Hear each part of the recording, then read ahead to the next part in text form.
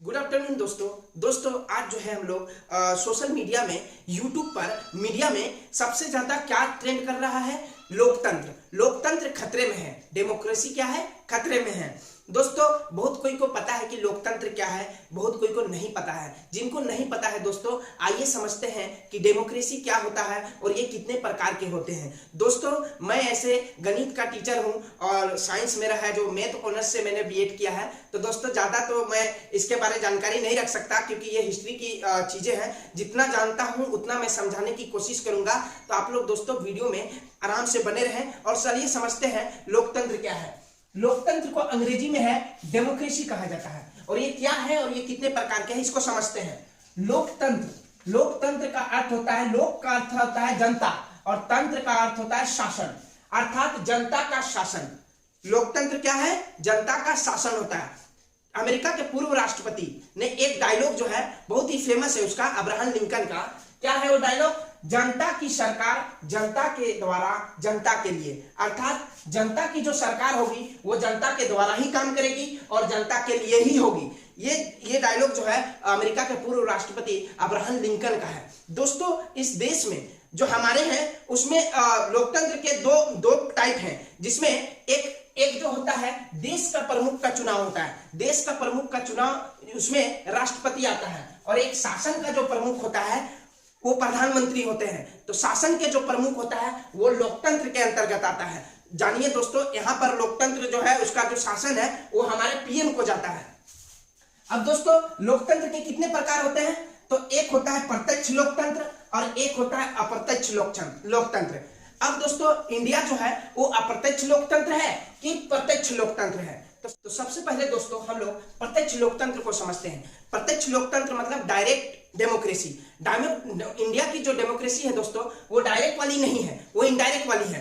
लेकिन बात रह गई कि प्रत्यक्ष लोकतंत्र जो होता है ये क्या होता है। इसमें जो दोस्तों है जनता ही खुद डिसीजन लेते हैं और जनता ही वहां कानून बनाते हैं। अब बताइए, इंडिया में 140 करोड़ आबादी है, तो एक संसद भवन होगा, वहां क्या 40 करोड़ आदमी को खुद ही डिसीजन बनाओ बोल के बोला जा सकता है? नहीं बोला जा सकता है। होने से संसद ही का संसद तो फटिए जाएगा, वहां अटेगा ही नहीं लोगों, तो संसद तो तबाह हो जाएगा। इसलिए दोस्तों भारत जैसे देशों के लिए प्रत्यक्ष लोकतंत्र असंभव है। इनमें जो है ये इसमें सबसे पहले तो है छोटा एरिया होना चाहिए और छोटा जनसंख्या होता है। इसमें जो हम लोग एग्जांपल ले सकते हैं स्विट्जरलैंड में जो कानून बनाता है वहां की जनता ही बनाती है, वहां का नेता नहीं बनाते हैं। जैसे हम लोग के गांव में यहाँ के ग्रामवासी ही अपने कानून बनाता है और अपने ही तय करता है। उसी प्रकार दोस्तों प्रत्यक्ष लोकतंत्र जो है वो छोटे जनसंख्या वाले देशों में होता है।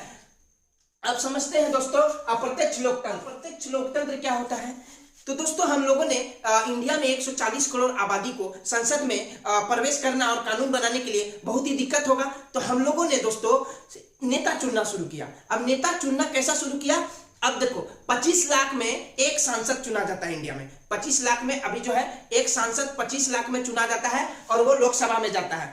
अब 25 लाख में एक सांसद चुनना है, इसका मतलब नेता अच्छा होना चाहिए, सांसद अच्छा चुनना चाहिए, तभी तो वो राज्य हित के बारे में बात करेगा। तो हम लोगों के इंडिया में क्या हुआ ना, 140 करोड़ आबादी को मेंटेन करने के लिए हर 25 लाख के अंदर एक सांसद चुना जाता है, जिसे लोकसभा में भेजा जाता है। तो दोस्तों अप्रत्यक्ष लोकतंत्र में क्या होता है? सांसद होते हैं। अप्रत्यक्ष लोकतंत्र भी दो प्रकार के होते हैं, एक अध्यक्षात्मक और एक होता है संसदीय। अब दोस्तों अध्यक्षात्मक क्या होता है इसको समझते हैं। अध्यक्षात्मक में एक औपचारिक होता है और एक रियल वाला होता है, वास्तविक होता है।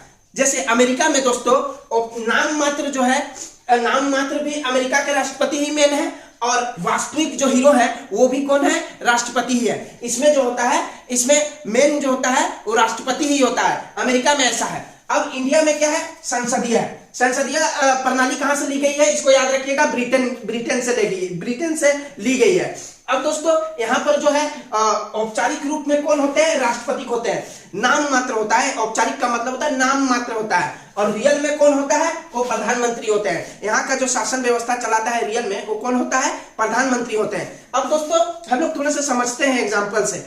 यहाँ पर देखिए रियलिटी में हीरो प्रधानमंत्री मोदी जी हैं, लेकिन राष्ट्रपति जो है नाम मात्र है द्रौपदी मुर्मू। अब ये कैसे है देखिए, हम एक एग्जांपल लेते हैं। हम लोगों को मान लीजिए कोई बिल पारित करना है, मान लीजिए हमको जीएसटी लागू करना है इंडिया में, तो सबसे पहले प्रधानमंत्री जो है लोकसभा में ये बिल पास करेंगे और वहां पर डिसीजन लेंगे कि जीएसटी इंडिया में लागू कर दिया जाए। तो दोस्तों सबसे पहले पारित हो लेगा, उसके बाद राष्ट्रपति को लेटर को भेजा जाता है 14 दिन के लिए, 14 दिन के लिए भेजा जाता है।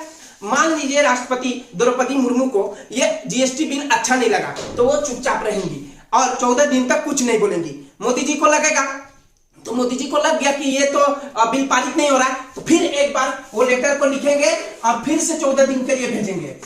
अब 14 दिन के लिए भेजेंगे, तब भी अगर द्रौपदी मुर्मू इसमें सहमत नहीं होंगी तो मोदी जी क्या करेंगे, खुद ही नियम लागू कर देंगे और बिल को पारित कर देंगे और इंडिया में जीएसटी लागू कर देंगे। तो दोस्तों क्या हुआ, ये नाम मात्र ही हुआ ना, बस नाम मात्र, इसको लेटर भेजा गया और ये अगर डिसीजन नहीं ली तो मोदी जी ने खुद ही लागू कर दिया। तो रियलिटी पावर किसमें है, पीएम मोदी ने। आपको लोकतंत्र के बारे में पूरी तरह से समझ गई है। हम लोग नेक्स्ट वीडियो में लोकतंत्र के 4 स्तंभ होते हैं। लोकतंत्र को चलाने के लिए 4 स्तंभ होते हैं, जिसमें विधायिका, कार्यपालिका, न्यायपालिका और पत्रकारिता। आप लोगों को पता होगा लोकतंत्र का चौथा स्तंभ मीडिया को कहा जाता है। तो दोस्तों इसको हम लोग अगले वीडियो में समझेंगे।